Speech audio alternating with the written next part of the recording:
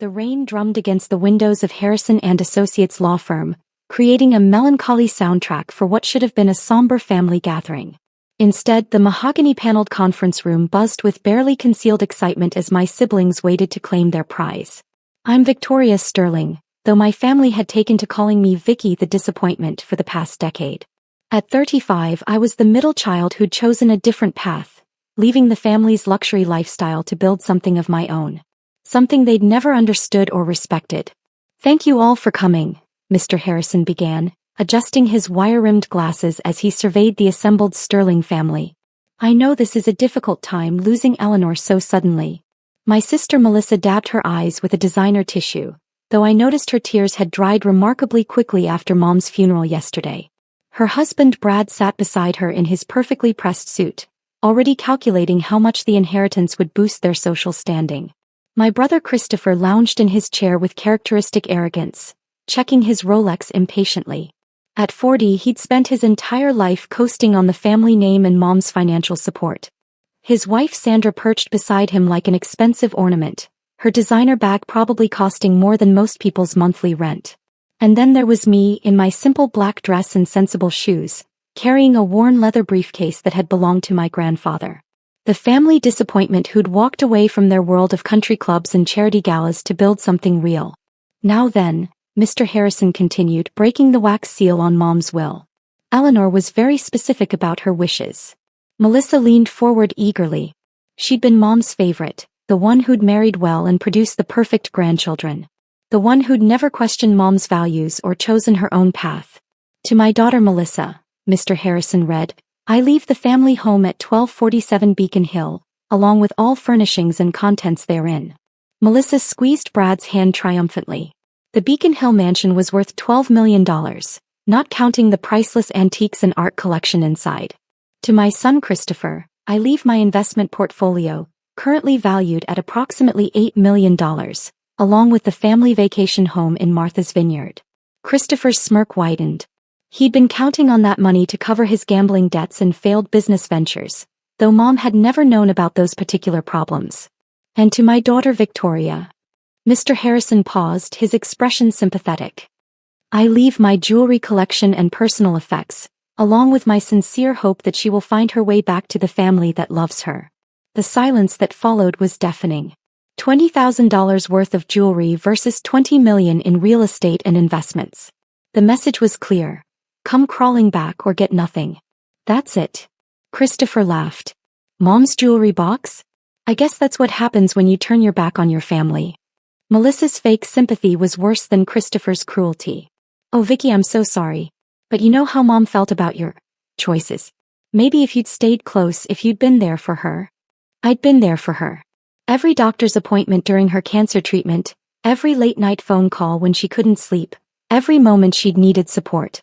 But I'd done it quietly without fanfare, while they'd made grand gestures when it suited them." "The estate is quite substantial," Brad added, unable to hide his glee. "Between the properties and investments, we're looking at generational wealth here." Sandra nodded enthusiastically. "The Martha's Vineyard house alone could fund our children's entire education." "Now there is one small matter," Mr. Harrison interrupted, shuffling through additional papers. "There seems to be some confusion about the Beacon Hill property." Melissa's head snapped up. "What kind of confusion?" "According to county records, the property was sold 3 years ago to Sterling Holdings LLC. The current owner has been allowing Mrs. Sterling to remain as a tenant, but..." "That's impossible," Christopher stood up abruptly. "Mom owned that house for 30 years. She would never sell it." I reached into my briefcase and pulled out a thick manila folder, placing it quietly on the polished conference table. The sound of paper against wood seemed to echo in the sudden silence. "Actually," I said calmly, "she did sell it. To me." The color drained from Melissa's face. "What are you talking about?" I opened the folder, revealing the property deed with my signature and Mom's, dated 3 years earlier. When Mom got sick, she needed money for experimental treatments not covered by insurance. Treatments that saved her life for 3 more years. "But the will..." Brad sputtered. "She left the house to Melissa." "She left her former house to Melissa," I corrected. "A house she no longer owned." Mr. Harrison examined the documents, his eyebrows rising. These appear to be legitimate.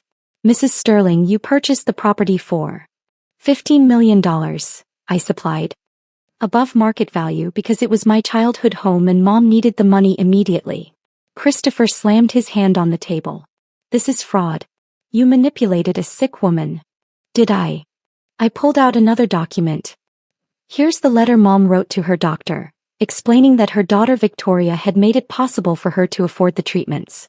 She was quite clear about her gratitude. Sandra leaned over to examine the papers. But this means, you own everything?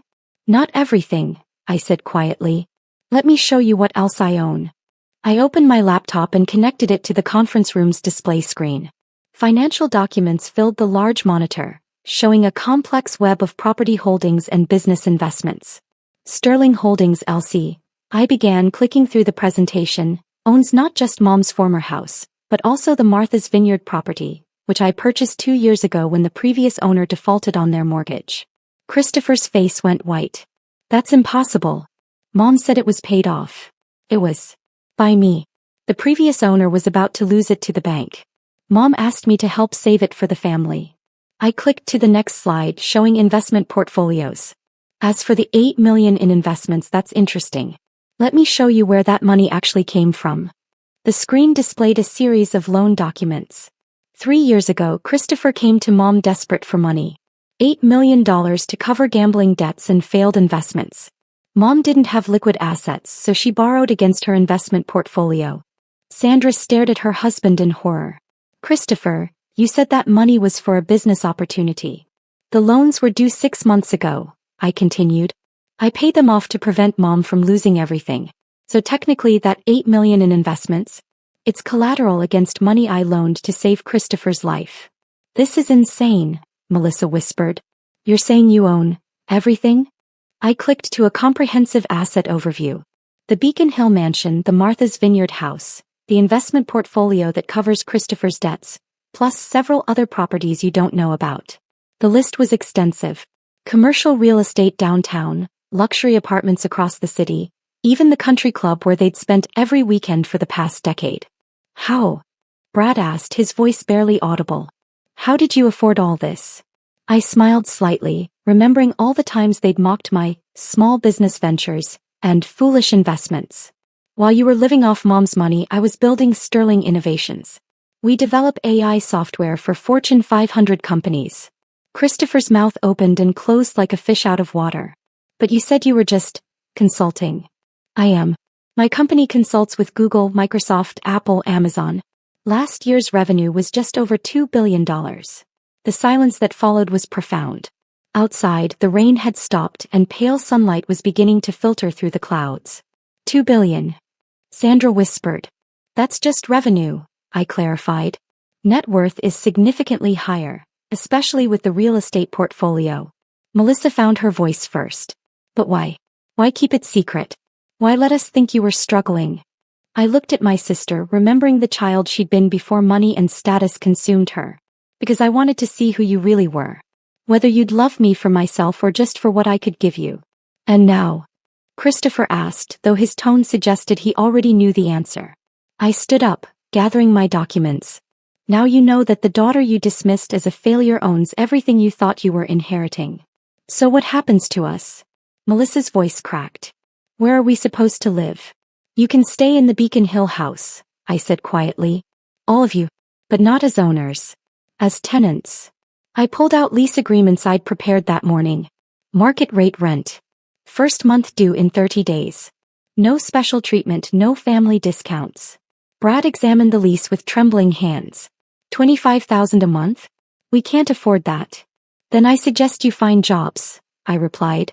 Real jobs, not the charity board positions and social clubs you've been calling careers. Christopher stood up, his face red with rage. You can't do this to us. We're family. Family. I closed my briefcase with a decisive snap. When was the last time any of you called me just to talk? When did you visit Mom in the hospital without being asked? When did you treat me like anything more than an embarrassment? The room fell silent again. They knew the answers to those questions. I loved Mom, I continued, my voice steady despite the emotions threatening to break through. I took care of her when she was sick. I made sure she could afford the treatments that gave us 3 more years together. I protected her assets from Christopher's creditors. And I did it all quietly without fanfare because that's what family does. I walked toward the door then paused. The lease agreements include one special clause. If any of you can show me genuine change over the next year, real jobs, honest living, treating people with respect regardless of their bank accounts, we can renegotiate the terms. And if we don't? Melissa asked. I met her eyes. Then you'll find out what it's really like to have nothing. Mr. Harrison cleared his throat. There is one more thing. Victoria, your mother left a sealed letter specifically for you. He handed me an envelope marked "For Victoria Only" in Mom's careful handwriting. I opened it slowly, aware that my siblings were watching my every expression. My dearest Victoria, if you're reading this, then you've just had quite a shock in that conference room. I know you bought the house and saved the investments. I know about your company and your success. I've always known. I also know your brother and sister have no idea how hard you've worked or how much you've sacrificed for this family. They think money comes from birthright rather than effort. I wrote this will to teach them a lesson they desperately need to learn. True wealth isn't what you inherit, it's what you build.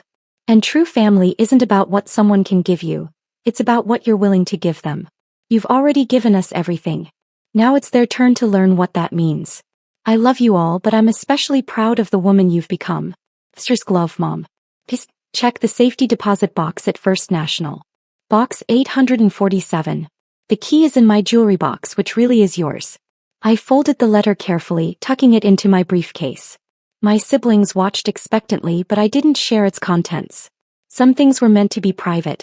I have a board meeting this afternoon, I said, checking my watch. The lease agreements are valid for 48 hours. After that, standard eviction proceedings begin. I walked out of Harrison and Associates and into the brightening afternoon, leaving behind a family that was finally beginning to understand the difference between inheritance and worth. 2 weeks later, I sat in Mom's former study, my study now, reviewing the quarterly reports from Sterling Innovations. The company was expanding into neural network architecture, and we just signed partnerships with 3 major automotive manufacturers for autonomous vehicle systems. My phone buzzed with a text from Christopher. Started working at Henderson Electronics. Manager position. It's honest work. Thank you for the wake-up call. A second message from Melissa. Brad got a job at the law firm downtown. I'm tutoring kids in math. We're making it work. The house feels different now. Better. I smiled, thinking about Mom's letter and the safety deposit box I'd visited that morning. Inside had been documents showing that she'd been secretly funding scholarships for underprivileged students for years, using money I'd given her from the property sales. She'd been building her own legacy of generosity, just as I'd been building mine.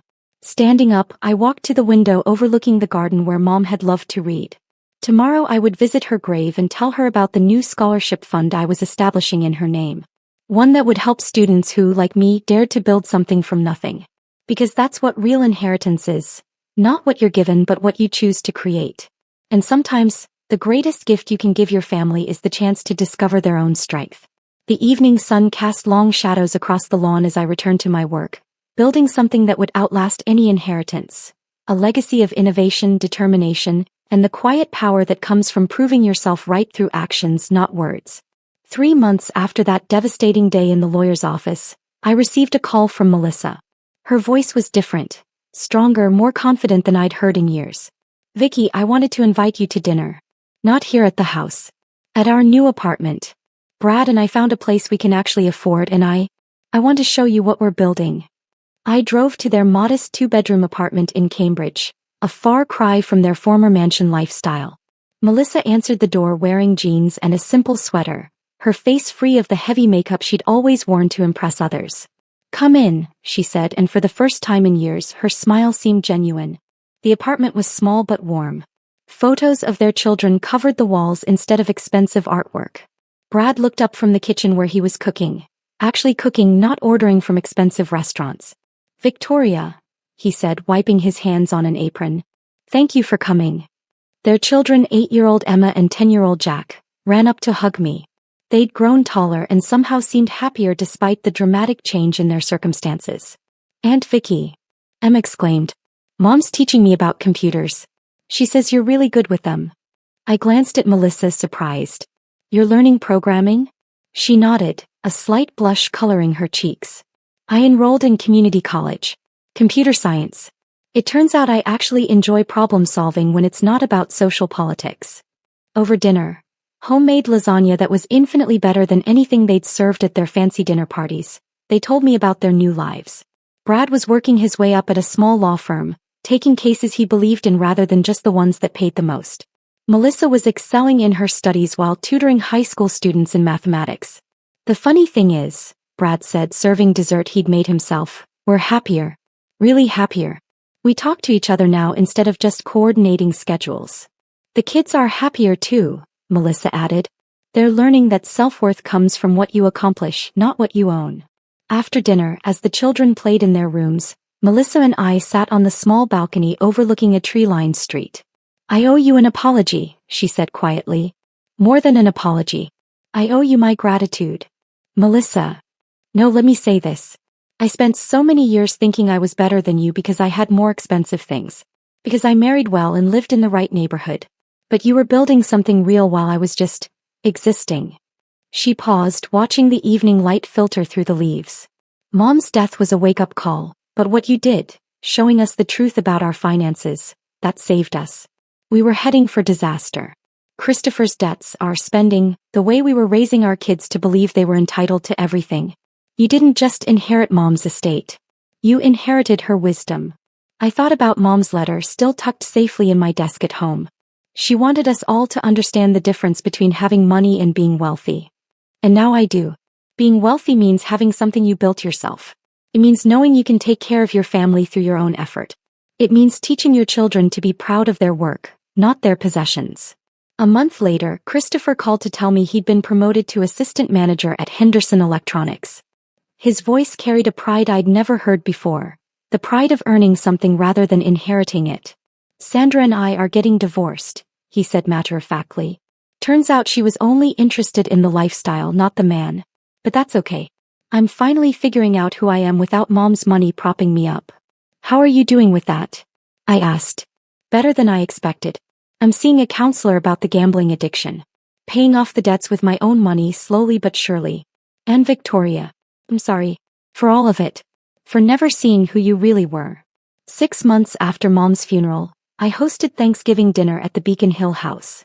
Not as the owner lording over tenants, but as a sister welcoming family home. Melissa brought her famous sweet potato casserole. Famous among her new friends at school, not the country club set. Christopher arrived with his girlfriend Maria, a nurse he'd met at his AA meetings who loved him for his kindness, not his bank account. Their children played together in the same rooms where we'd grown up, but the atmosphere was entirely different. Warmer. More real.